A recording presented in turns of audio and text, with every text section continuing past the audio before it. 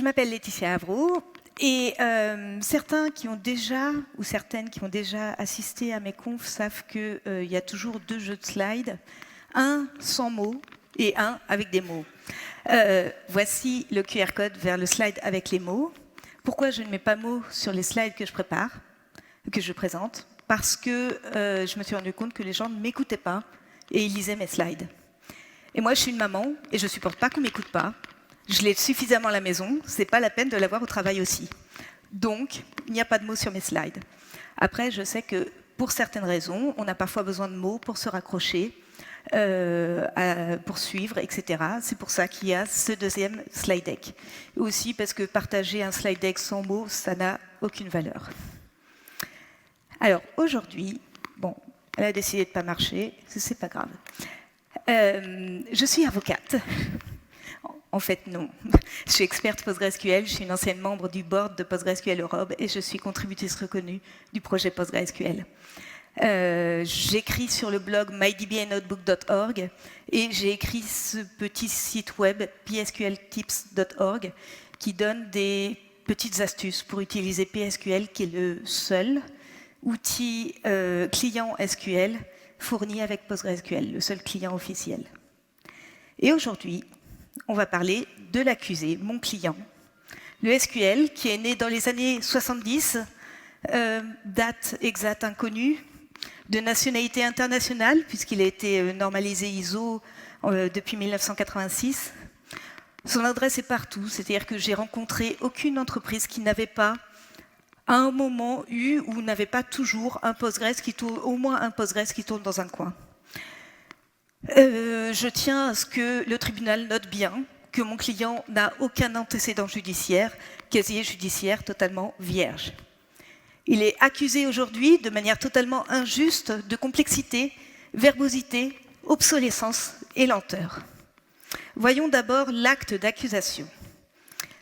Mesdames et messieurs les jurés, mon client SQL est innocent de tous les chefs d'accusation portés contre lui. Je vais vous présenter 5 pièces à conviction qui démontrent non seulement son innocence, mais aussi son élégance, sa puissance, son efficacité et sa modernité. Mais commençons par le plus grave. On accuse mon client d'être responsable du massacre de la performance.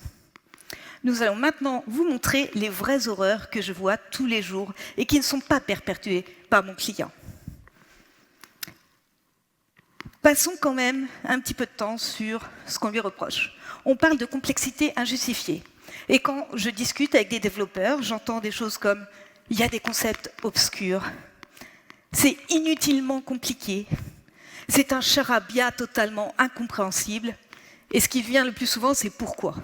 Pourquoi le SQL? Pourquoi j'écrirais du SQL alors que je peux très bien faire ça en PHP? J'en veux pour le témoin numéro 1, j'en boucle. J'ai essayé de comprendre partition by pendant 3 heures, j'ai abandonné, j'ai fait une boucle for each en 5 minutes. SQL, c'est pour les masochistes. Passons au deuxième chef d'accusation, verbosité excessive. Là encore, les développeurs me disent, quand j'écris une requête SQL, j'ai l'impression d'écrire un roman de 50 lignes. La syntaxe est obligatoire et vraiment compliquée. L'ordre d'exécution d'une requête n'est absolument pas trivial. Et c'est non consistant. Pourquoi est-ce qu'il faut absolument mettre le as dans les CTI? On reviendra plus tard sur ce que sont les CTI. Pourquoi est-ce qu'il faut pas, pourquoi est-ce qu'il est facultatif pour expliciter les alias dans la clause select ou dans la clause from? Pourquoi est-ce que ma première condition commence par where et celle d'après commence par and ou or, etc. Et le témoin numéro 2 est Monsieur Aravel. Ma requête SQL fait défiler 2 écrans. Mon code PHP fait la même chose en 10 lignes lisibles. Cherchez l'erreur. Ensuite, on a reproché à mon client d'être pas moderne. Ah. Problème.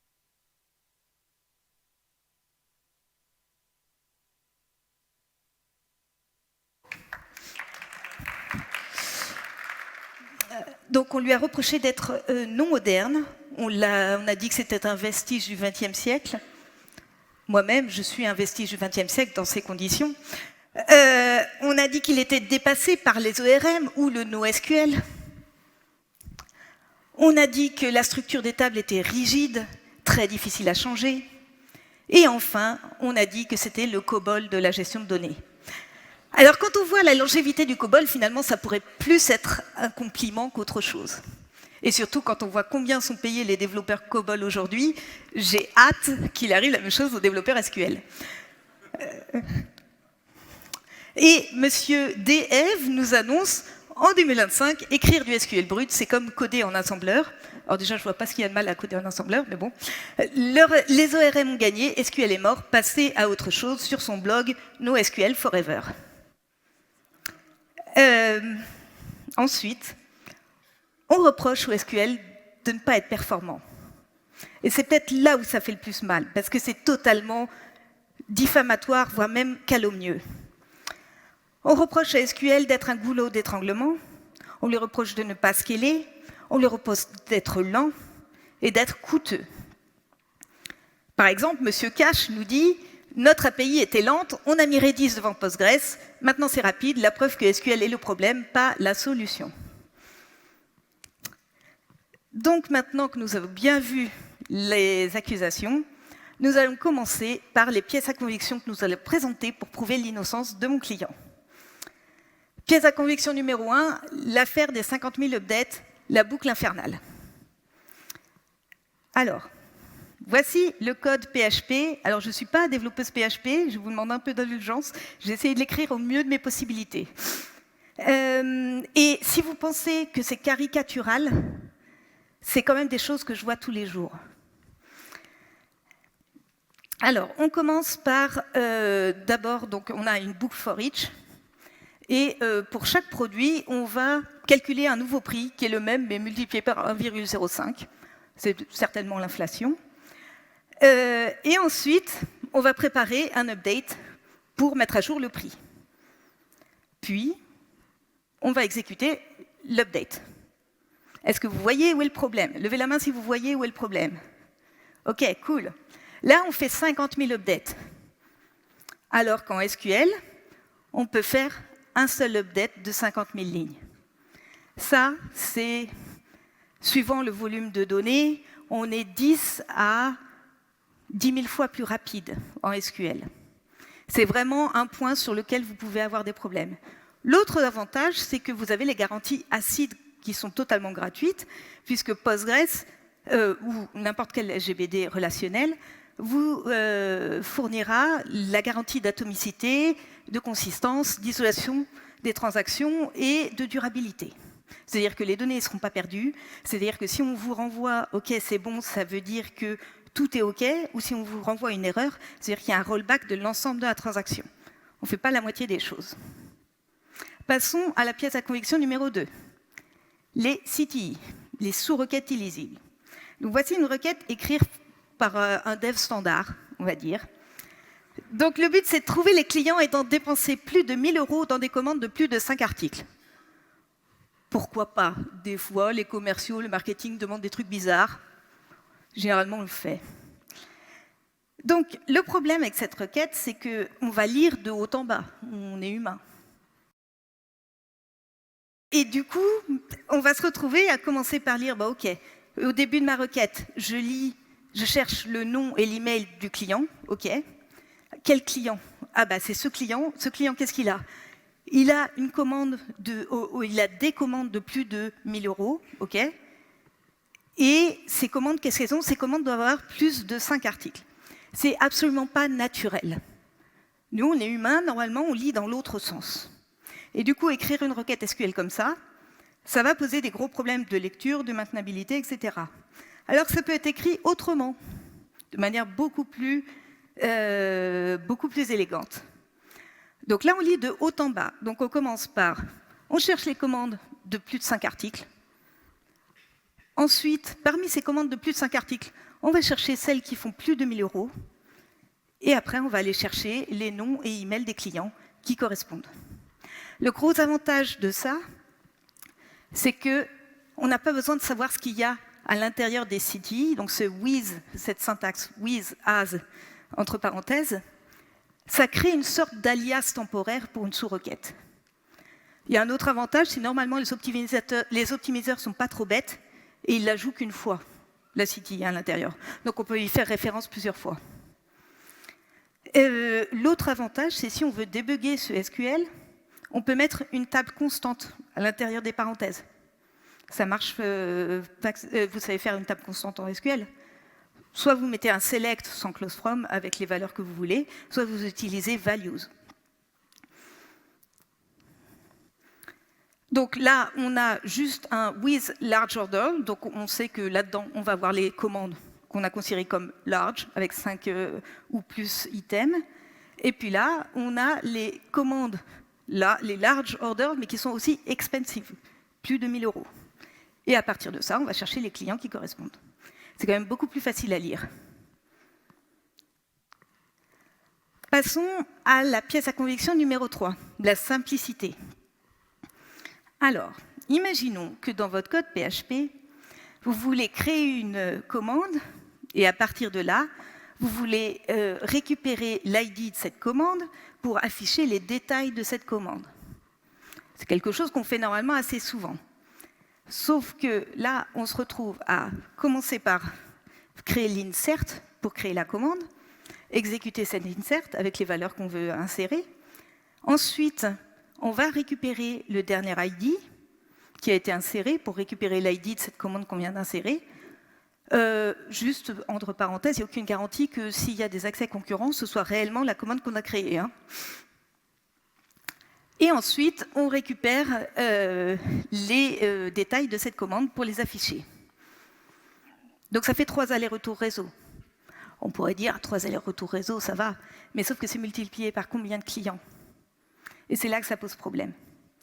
Alors que SQL propose une clause qui s'appelle returning, qui va vous renvoyer les valeurs qui ont été insérées. Donc là, on fait le insert into avec les valeurs qu'on veut, et on fait returning l'ID, le numéro de commande, quelle heure ça a été créé, et le statut, et on obtient ce genre de résultat en une seule requête. Et on est sûr que c'est les données de la requête de la commande qu'on vient d'insérer, ce qui est quand même encore plus sécurisant que ce qu'on avait avant.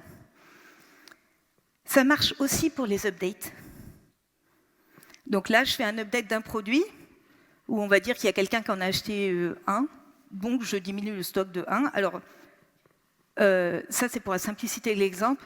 Normalement, on ne stocke pas un stock en base de données, parce que c'est une donnée trop volatile.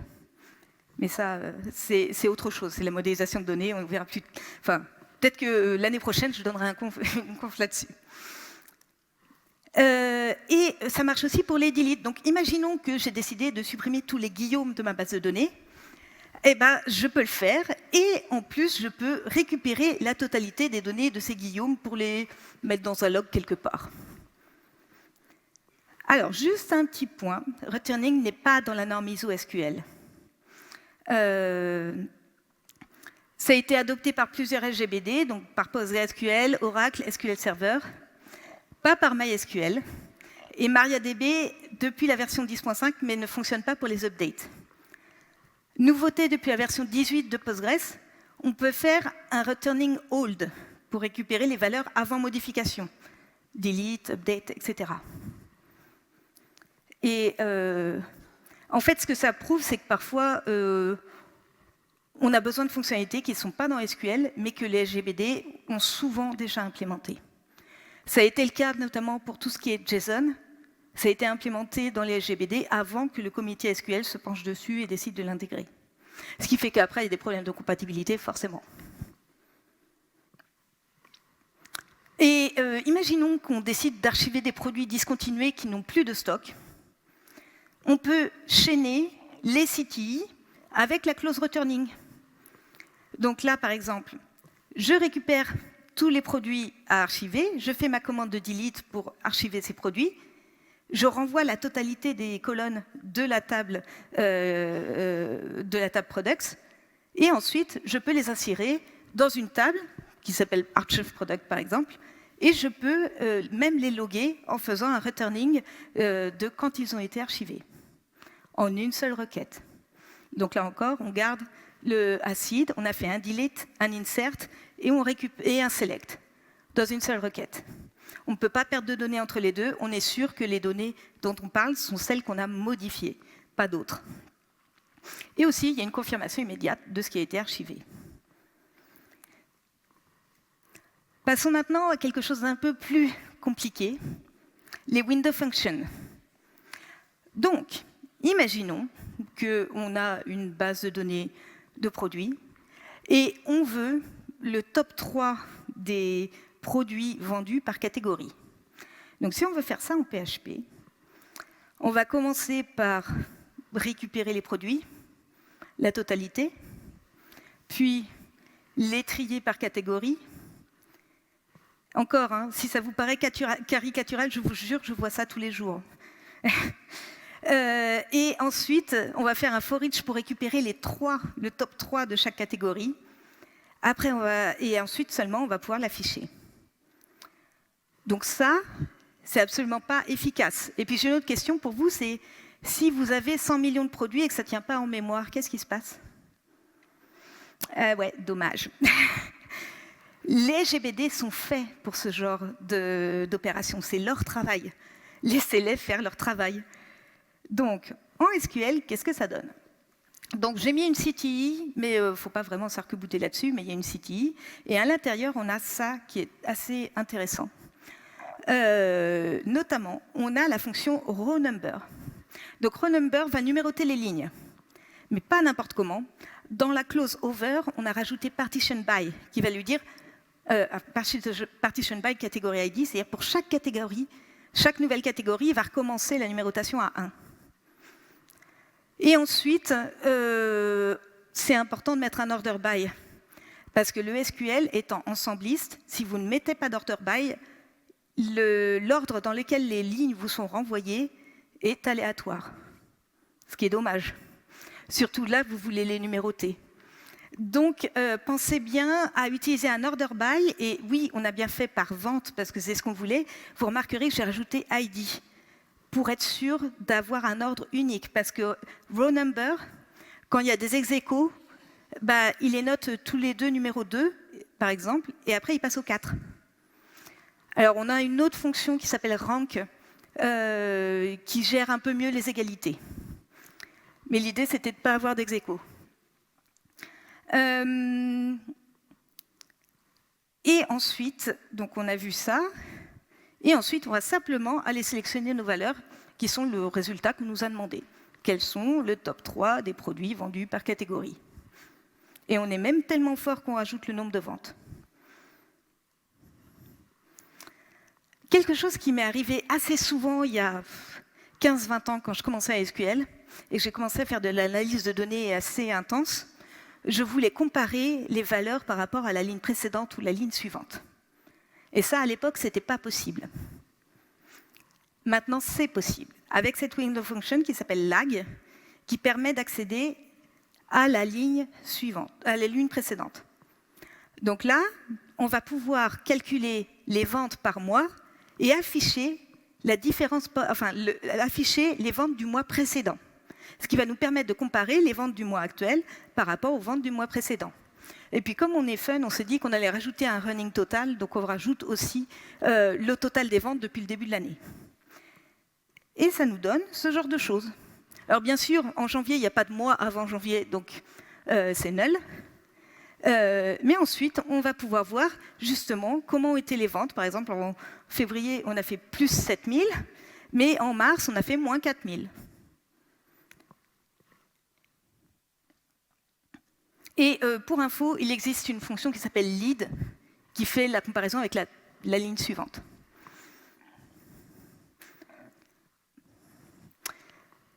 Et je me suis dit, et si on voulait mesurer la différence de salaire entre les femmes et les autres minorités de genre par rapport aux hommes? Bon, on peut le faire avec une seule requête SQL. Il faut utiliser la fonction average, la moyenne, et on peut filtrer avec la clause filter. Donc là, je gère la moyenne des salaires uniquement pour les hommes, avec une partition quand même par job title. Parce que ça n'a pas de... justement, comparer le salaire sur des postes différents n'a pas de sens. Et ensuite, j'ai juste à requêter ces données et voir la différence de salaire entre le salaire de la personne et le salaire moyen des hommes qui occupent le même poste.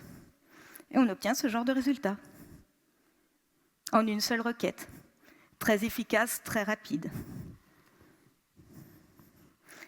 Alors maintenant, je vais vous montrer un truc. Alors attention, c'est addictif. Ça s'appelle latéral.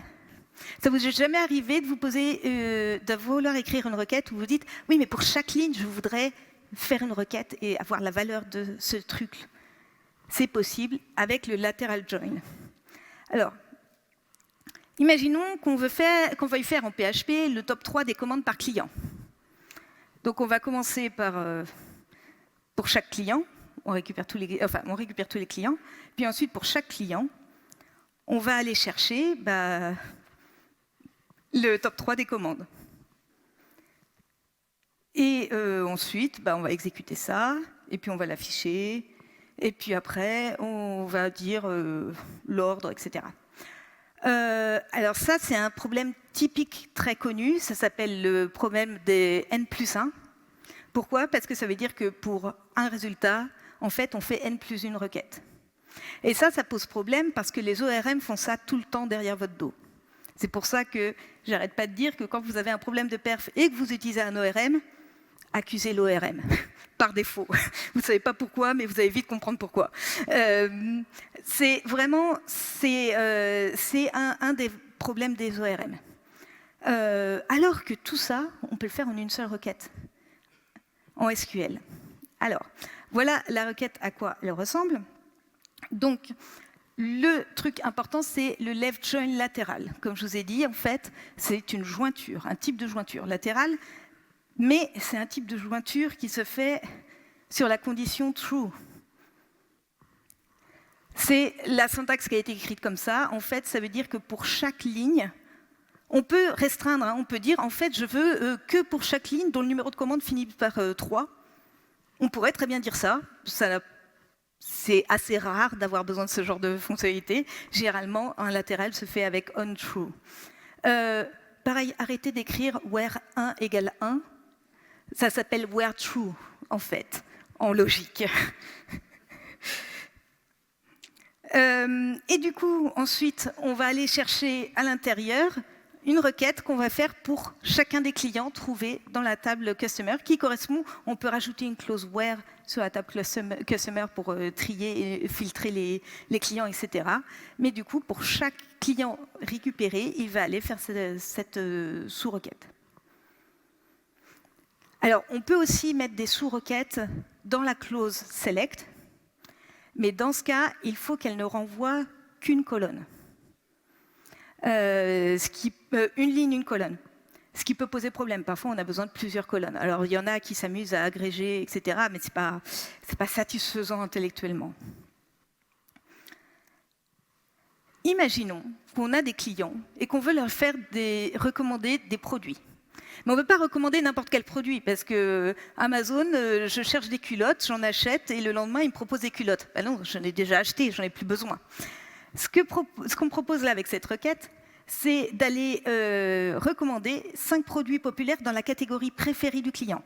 C'est-à-dire, on regarde ce que le client a acheté, on filtre pour chercher la catégorie la plus fréquente, et on va aller chercher les 5 produits les plus populaires de cette catégorie pour les proposer au client.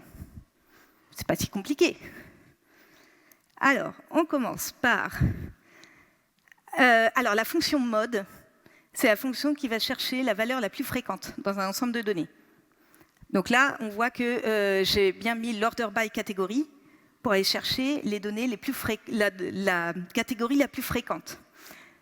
Et que j'ai ensuite renommée catégorie préférée pour plus de lisibilité de mon code. Donc, on récupère des clients avec leur catégorie préférée. Donc ça, c'est bien le mode dont on a parlé. C'est une fonction d'agrégation, donc ça peut s'utiliser aussi comme une window function. Mais ça peut aussi s'utiliser simplement, comme là, comme une fonction d'agrégation avec un group by. Et ensuite, on va faire un latéral pour aller chercher, pour chaque catégorie listée par les clients, les 5 produits les plus populaires, donc les plus vendus dans ces catégories. Alors, on pourra encore affiner la requête pour s'assurer que c'est des produits que le client n'a pas déjà achetés. Mais déjà, on a quelque chose qui est plutôt pas mal et c'est assez performant. De manière générale, quand on fait les choses du côté de la base de données par rapport au côté code, si on limite les interactions, en fait, on gagne toute la latence réseau à chaque fois. Donc ça peut faire la différence. Ça dépend du nombre de clients, ça dépend du type d'application, etc. Mais de manière générale, j'ai tendance à penser que, en tout cas moi, quand j'écris du code, je ne me sens pas plus intelligente que ceux qui ont écrit la totalité du moteur. Donc, surtout que je les connais. Donc je me dis, leur code il est certainement meilleur que le mien. D'autant plus que Postgres, par exemple, est écrit en C, qui est assez performant. Donc, je leur fais plutôt confiance pour écrire du code qui marche et qui est performant. Donc, plutôt que de faire ma propre boucle pour aller récupérer les données, et je l'ai vu, je préfère demander à SQL de le faire.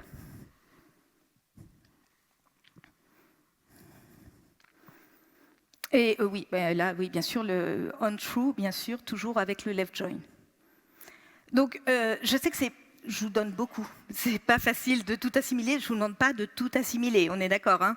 Je vous donne des mots-clés pour aller chercher des choses et je vous apprends des choses que peut-être vous ne connaissez pas pour que vous puissiez aller creuser après. Je pourrais faire 5 heures juste sur les window functions. Mais le but, c'est juste que vous connaissiez le mot window function pour aller chercher vous-même après ce qui existe. Méfiez-vous de l'IA. Parce que l'IA est entraînée sur une base qui ne connaît pas forcément les window functions. Donc, méfiez-vous de vérifiez tout ce que vous dit l'IA. Donc, mesdames et messieurs les jurys, après avoir examiné ces 5 pièces à conviction, je pense qu'on a démontré les qualités du SQL. Notamment en termes de performance. C'est plus rapide qu'une boucle. En termes d'élégance, je pense qu'on peut qualifier d'élégant les CTI, les window functions et les jointures latérales. En termes de modernité, puisque le SQL a adopté les innovations portées par l'industrie, et aussi parce que la norme SQL est quelque chose qui évolue. Le problème, c'est que l'enseignement du SQL, lui, n'a pas évolué. C'est-à-dire qu'il est resté bloqué en 1992. Alors, si vous voulez une image graphique de 1992, si vous étiez né à cette époque-là, on était encore sous Windows 3.1. Je ne sais pas si vous avez connu Windows 3.1, mais cherchez sur Internet une recherche image Windows 3.1, ça vous donnera une idée du niveau de modernité de Windows 3.1. C'est aussi efficace. Une seule requête au lieu de N plus une requête. C'est simple. Pourquoi c'est simple? Parce qu'au lieu de lui expliquer comment arriver au résultat, on va lui dire ce qu'on veut. Alors, c'est difficile de savoir ce qu'on veut, hein, mais le SQL, en fait, a été écrit comme étant un langage déclaratif. Il a été pensé pour des non-tech. Le but, à l'époque, c'était que les commerciaux soient capables d'écrire leur requête SQL pour requêter la base eux-mêmes. Bon, c'est jamais arrivé, hein.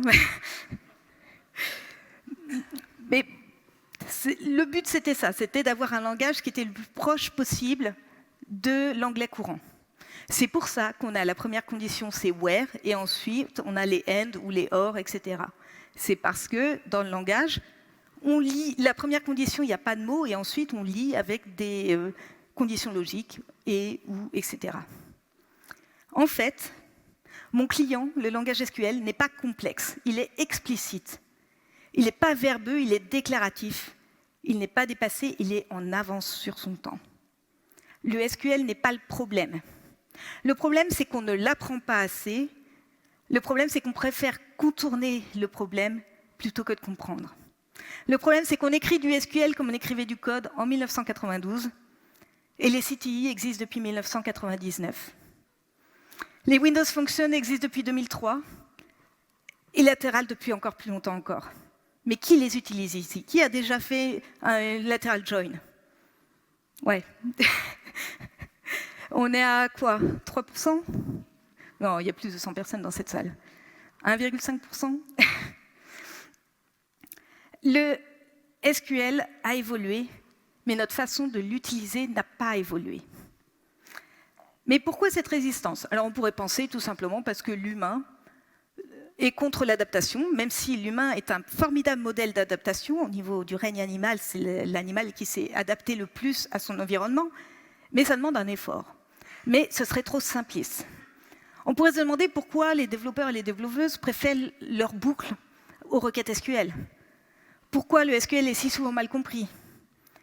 Parce que le SQL est différent. Et la différence, ça fait peur. Alors parlons de cette différence. Donc j'espère que ce ne sera pas trop petit. On a une différence entre impératif et déclaratif. En PHP, on va dire « fais ça, puis ça, puis ça, puis ça ». On contrôle chaque étape. D'ailleurs, on peut même tester entre chaque étape que tout fonctionne bien. En SQL, il va falloir lâcher le contrôle et dire « je veux ça ». Et faire confiance à l'optimiseur pour trouver le meilleur chemin pour y arriver. Alors, il y a une blague récurrente dans la communauté PostgreSQL qui est que si vous voulez vous tirer une balle dans le pied, Postgres se fera un plaisir de diriger la balle dans votre pied de la manière la plus efficace possible. Malheureusement, oui. En PHP, on dit comment on fait. En SQL, on dit ce qu'on veut. C'est un changement de paradigme radical, très différent. Ceux qui ont programmé en Prolog voient un peu de quoi je parle, parce que c'est à peu près la même chose, c'est du déclaratif. Et j'ai tendance à dire de manière affectueuse que quand on développe, on a tendance à être un peu un contrôle freak. C'est-à-dire qu'on veut tout contrôler, on veut tout gérer, on veut tout voir à chaque étape. Ce n'est pas possible en SQL. Même si on peut afficher le plan d'exécution, on ne peut pas être sûr que tout va s'exécuter de la meilleure manière possible. Il va falloir faire confiance. Accepter de ne pas tout contrôler. On contrôle. Et en fait, en lâchant prise, on va gagner en puissance. Parce qu'en fait, est-ce que c'est vraiment important de contrôler comment c'est fait? À partir du moment où c'est fait, avec des performances qui nous conviennent. Pas vraiment, en fait. C'est le résultat qui compte. Donc, effectivement, si après les performances ne sont pas celles qu'on attend, on va pouvoir regarder le plan d'exécution pour comprendre par où il passe et comment l'aider à trouver le meilleur chemin. Mais ça, c'est quoi? C'est 1% des requêtes. On va dire 10% si on n'écrit pas des super requêtes. Peut-être 15. Ça dépend. Hier, j'ai vu un exemple d'une requête qui mettait 9h40. Après réécriture, elle faisait moins de 2 secondes. Et le développeur voulait rajouter un index. C'est pas rajouter des index ne va pas vous aider si la requête est mal écrite. En fait, la différence du SQL, c'est pas une faiblesse, c'est une force. C'est-à-dire que le SQL peut faire des choses mieux que votre langage, quel qu'il soit, peut faire, et il va faire des choses moins bien. C'est en combinant les deux qu'on va arriver aux performances optimales. Autre chose. Lorsqu'on a un marteau, tous les problèmes ressemblent à des clous. Donc, je dois reconnaître que mon client, le langage SQL, n'est pas toujours la meilleure solution. Par exemple, en ce moment, j'écris un programme d'analyse des structures de pions aux échecs en SQL. Je sais que ce n'est pas le bon langage pour faire ça, mais c'est plus fun. Et comme il n'y a pas d'entreprise derrière pour me pressuriser et que je le fais juste sur mon temps libre pour m'amuser, je fais comme je veux. Je vous ai fait un petit diagramme pour savoir quand utiliser le SQL. Alors, déjà, utilisez le SQL si vous avez besoin de traiter des données. Le SQL peut faire d'autres choses, mais il n'est pas fait pour ça au départ. Ensuite, si vous avez besoin de faire des calculs sur des ensembles, c'est là que le SQL va être efficace. Si vous n'avez pas besoin de faire des calculs sur des ensembles de données, reconsidérez l'idée de le faire en SQL. Et si vous avez besoin d'accéder à des services externes, peut-être que le SQL n'est pas adapté. Ça dépend. Postgres a développé la norme PostgreSmed de la norme ISO SQL qui permet des passerelles avec des services externes. Notamment, donc ça s'appelle les Foreign Data Wrapper. Cherchez ça et c'est génial. Ça vous permet de récupérer ou d'écrire ou de lire des données dans plein de sources de données différentes. Un URL DAP, fichier CSV, autres bases de données, SQL ou NoSQL. De tout ce que vous pouvez imaginer, vous pouvez le faire.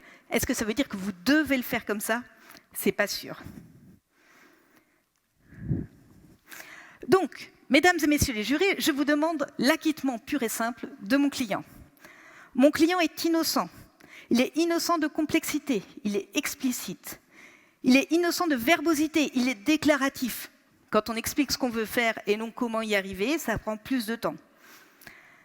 Il est innocent d'obsolescence, il innove. Il est innocent de lenteur, les boucles sont des coupables. Les vrais coupables, ce sont celles qui n'ont jamais pris le temps de le comprendre et qui l'utilisent mal. Pour progresser en SQL, je vous propose 2 petits sites.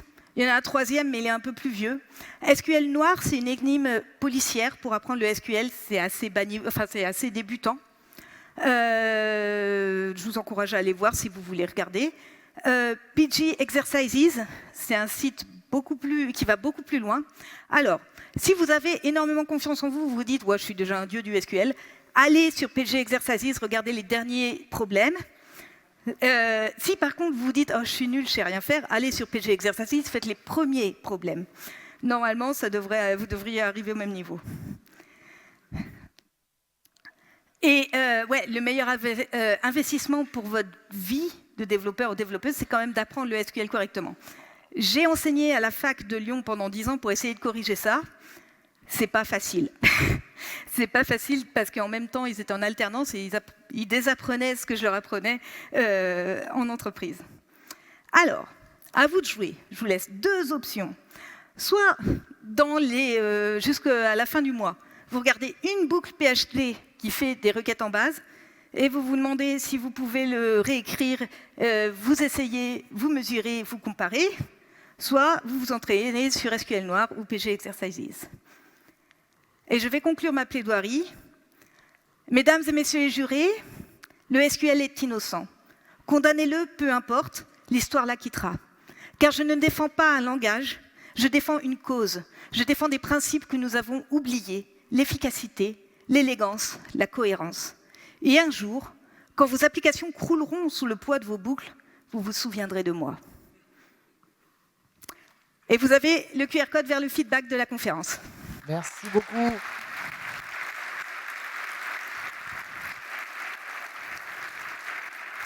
Merci. Si on a le temps, oui. Ok, on a le temps pour une question, si vous en avez. Alors, j'ai vu là au milieu. Je suis désolé, c'est le premier. Ouais, pardon, j'arrive. Est-ce que tu peux te lever? Merci.